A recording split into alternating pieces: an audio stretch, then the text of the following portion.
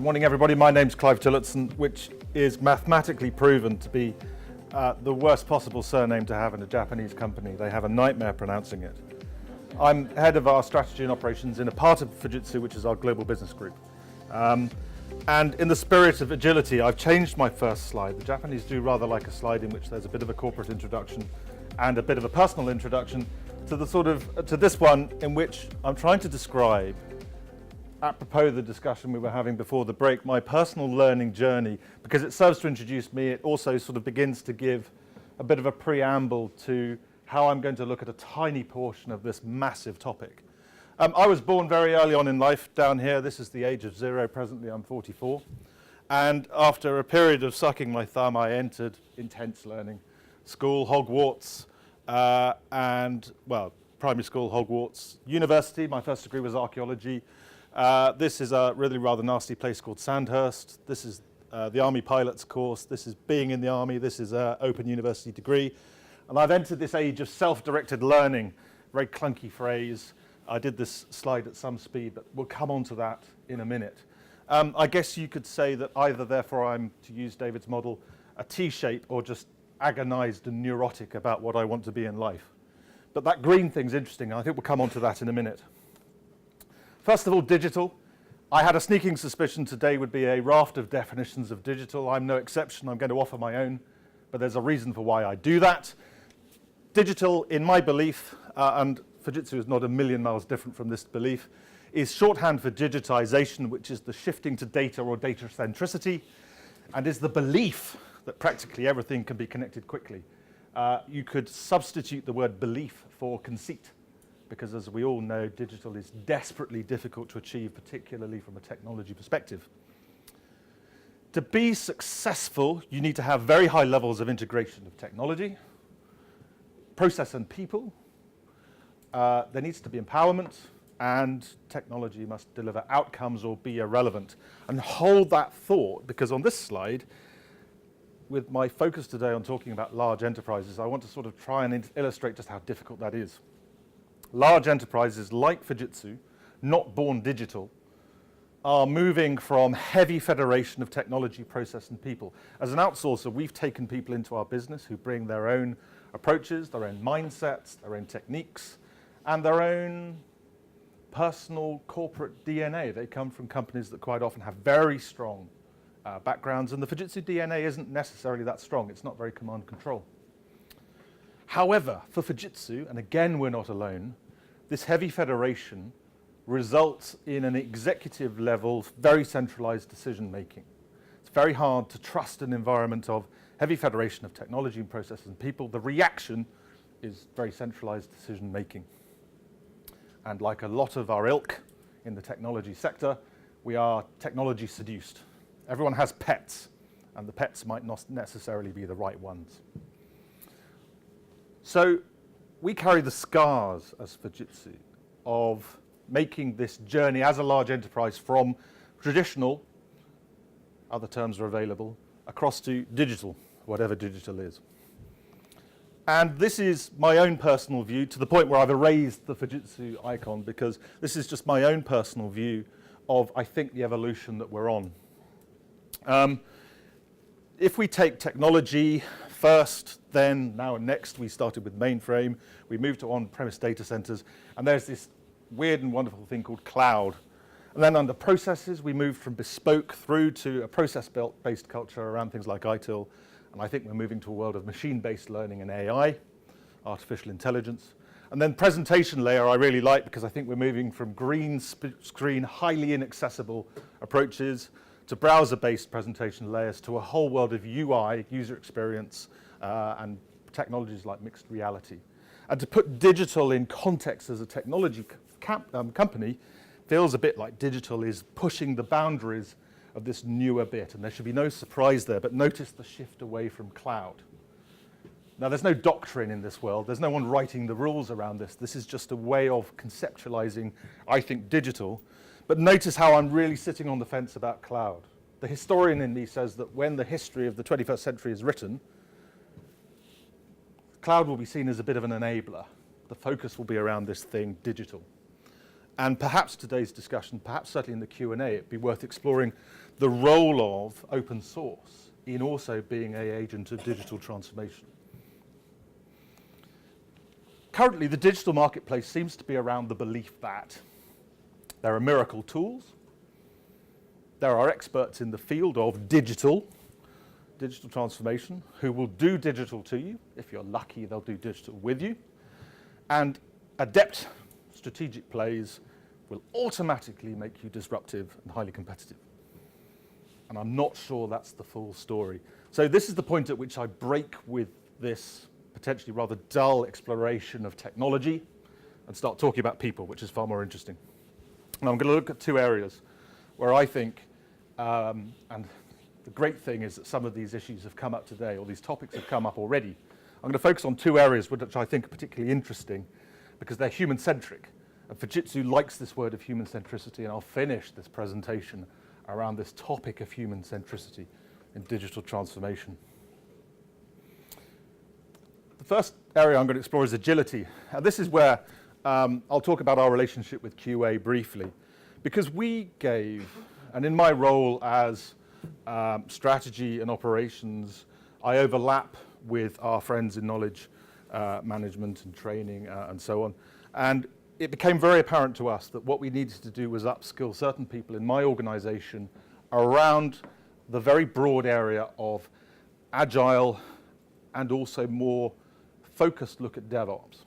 So we gave a brief to QA, which was along the lines of, we have executives and HR and finance and operations professionals who do not know what this is and yet own teams who are doing it. And therefore, we'd better know a whole lot more to enable them to be successful. On a bad day, we're a company that takes 5 weeks to give someone 20,000 euros to achieve something that they needed to do in 48 hours. And again, we're not alone. What are the skills, what are the smarts, what are the empathies, what are the behaviors that we need as supporting functions to help practitioners be successful? We don't need to become practitioners ourselves. We just need an immersive and intensive course to really get to grips with it. And what QA gave us, and the happy snap down at the bottom, may even be this room, or that one, was a course in which there was some knowledge sharing. The essential elements of Agile and DevOps were passed on to these teams. There was quite a lot of reflection on practice.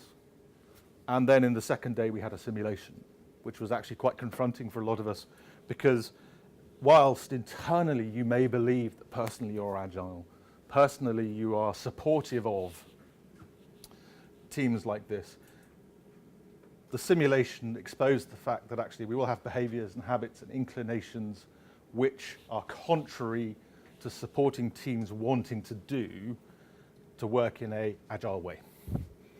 So agility, I think, is key. And it's an area where Fujitsu had a very successful experience with QA around upskilling our workforce, particularly those key supporting functions. This second area has come up again, come up before, curiosity. Curiosity is key to digital success. And I begin in the interviewing process to try and identify people who either outright, in which case it's pretty easy to spot, or internally have the mentality that they've stopped learning. They're still building experience, but for them the days of formal learning are over. And this is why I sort of go back to that first slide of mine where I plotted out my life and tried to work out whether I have mentally stopped learning or not. But I think people who explicitly say, my days of learning are over, last thing I did where I learned was my driving test, I passed that, I'm never going back to learning. They still exist in business, particularly in middle and senior management, and I think that's become a massive impediment to the point where you need to look for these people and either encourage them out of those ways or just don't hire them. Encourage experimentation. What's the thing on the bottom right? Raspberry Pi, absolutely. This is fantastic. I've got quite a few of these now. I break them with regular monotony. But I've realized in the last few years that I need to learn how people are beginning to design and do clever things with technology. And a Raspberry Pi is a wonderful entry-level way of doing this. I've learned about Linux distributions. I've learned about GitHub and Jira and other tools that people are using in the DevOps space. But I've begun to learn how powerful and disruptive this sort of technology is as a training aid, as a facilitator, as a tool for self-directed learning. And chances are you don't know what this is. This is Fujitsu Antenna. It's a device for deaf people. What it does is it listens to the sound waves around people and transmits into their hair follicles, which are incredibly sensitive, transmits into their hair follicles a buzz, not the binary buzz of a mobile phone, but a modulated buzz that replicates the noise around them, the speech patterns of people talking to them. Very clever technology. Can I get it out of Japan? Can I help? Which is surprising because it's one of a few pieces of technology that really has no linguistic dependency. But this was made by two graduates, basically playing around with the equivalent of a Raspberry Pi, which is an Arduino board. So I think encouraging experimentation is really, really key in terms of giving people the time to go away and play and build clever things, giving people the trust to explore lines of inquiry with technology in their working roles. And for people like me who aren't technology native, put them under some pressure to know what these people are doing, hence the DevOps course with the Agile and the DevOps course with QA, hence the fact that I'm messing around with Raspberry Pi.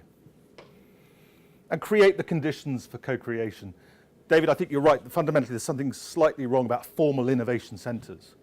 But as Fujitsu, we're really trying to explore the collaboration technology, the smarts, the small and very fundamental things that you can do, some of the more clever technology to just enable people to do clever things in collaboration with each other.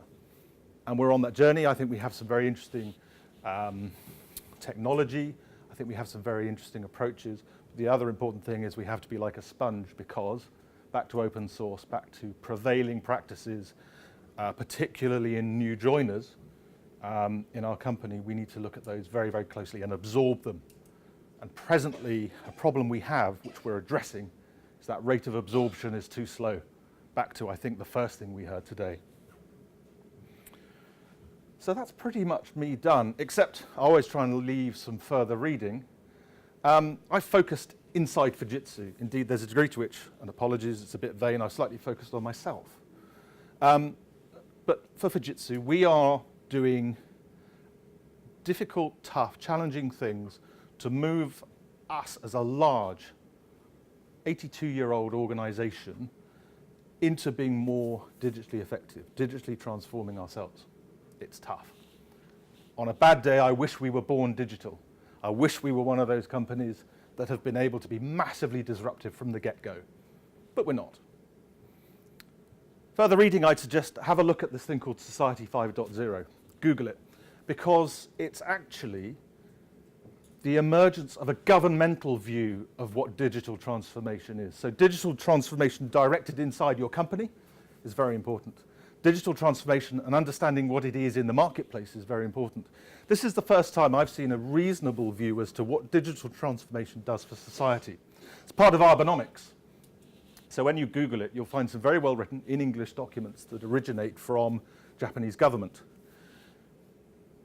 But I'd still say have a look at it because I think this is an emerging body of thought about how digital is going to disrupt us personally, how we consume public services, how we have a relationship with transportation and so on. So I would recommend this. And because it's Japanese, it does bring you nicely back round to Fujitsu should you ever want to not necessarily engage with us on a deal basis, but simply share the scars of digital transformation. We're on the journey. We're always delighted to know more from you and always delighted to have a discussion.